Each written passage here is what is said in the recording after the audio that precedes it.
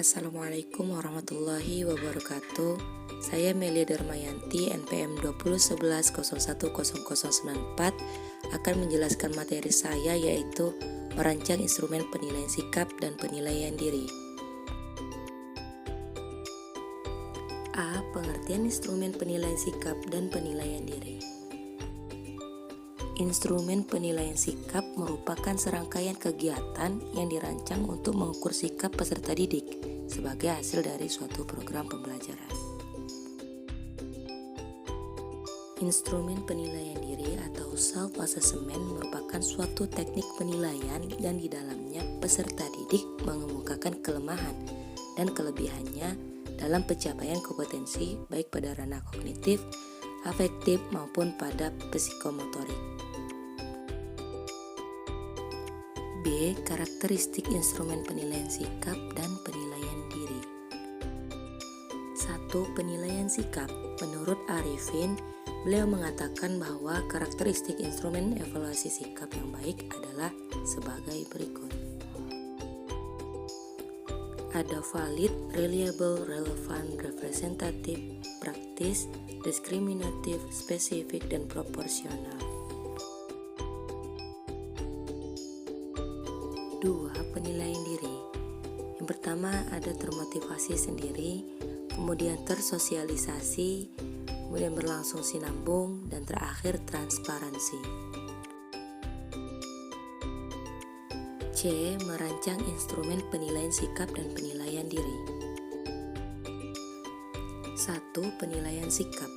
A. Mengidentifikasi dan memetakan KD dalam suatu tema atau subtema. B. Mencermati KD sesuai dengan KI untuk mengembangkan indikator. C. Berdasarkan hasil pemetaan KD, KI, dan indikator yang telah dikembangkan, dilanjutkan menentukan teknik dan instrumen penilaian. D. Memetakan hasil belajar sesuai level. E. Menyusun instrumen penilaian sesuai dengan level aspek kompetensi seperti kompetensi aspek pengetahuan, kognitif, sikap atau afektif, dan psikomotorik atau keterampilan. 2. Penilaian diri. A. Pertanyaan tentang pendapat, tanggapan, dan sikap. Misal, sikap responden terhadap sesuatu hal. B. Gunakan kata-kata yang sederhana dan mudah dimengerti oleh responden. C. Usahakan pertanyaan yang jelas dan khusus. D. Hindarkan pertanyaan yang mempunyai lebih dari satu pengertian. E. Hindarkan pertanyaan yang mengandung sugesti. F. Pertanyaan harus berlaku bagi semua. Penilaian diri dilakukan berdasarkan kriteria yang jelas dan objektif. Oleh karena itu, penilaian diri oleh peserta didik di kelas perlu dilakukan melalui langkah-langkah sebagai berikut. A. Menentukan kompetensi atau aspek kemampuan yang akan dinilai. B. Menentukan kriteria penilaian yang akan digunakan. C. Merumuskan format penilaian, dapat berupa pedoman penskoran, daftar tanda cek, atau skala penilaian.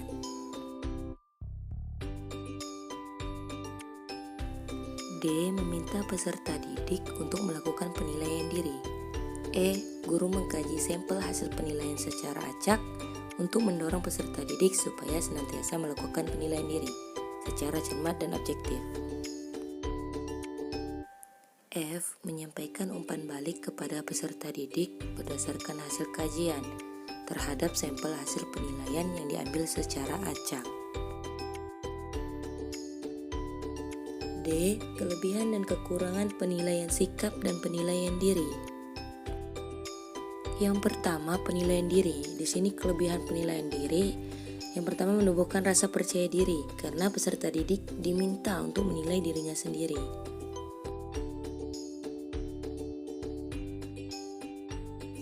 Peserta didik dapat mengetahui kekurangan dan kelebihan dirinya sendiri karena metode ini merupakan metode untuk introspeksi diri. Peserta didik dapat termotivasi untuk berbuat jujur dan objektif dalam menyikapi suatu hal. Termotivasi untuk selalu berbuat baik kepada siapapun, misalnya berkata jujur, tidak sombong, pemaaf, tidak berzina, serta memelihara amanah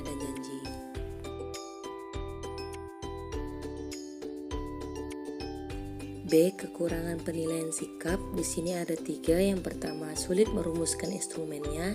Kedua, di dalam pelaksanaannya rentan terhadap subjektivitas guru. Ketiga, memerlukan waktu yang panjang. 2. Penilaian diri. Kelebihan penilaian diri, yang pertama penilaian kompetensi kognitif di kelas.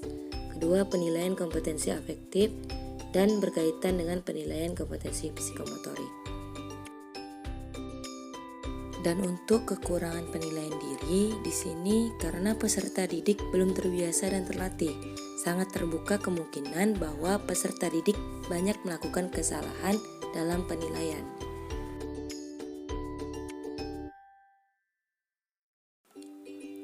Ada kemungkinan peserta didik sangat subjektif dalam melakukan penilaian karena terdorong oleh keinginan untuk mendapatkan nilai yang baik.